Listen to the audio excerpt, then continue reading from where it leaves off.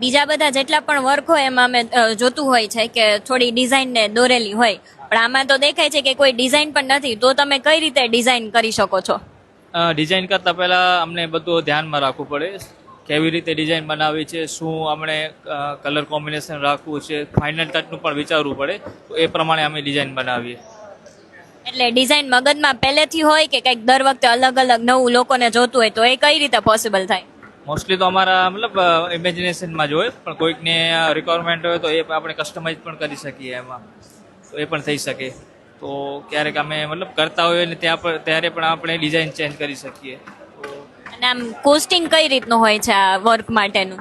Costing પૂરું depend કરે છે કે કેવું વર્ક અને કેટલું વર્ક કરેલું છે એના ઉપર ડિપેન્ડ કરે છે.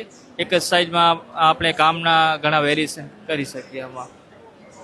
અને તમારે કેટલો સમય લાગે?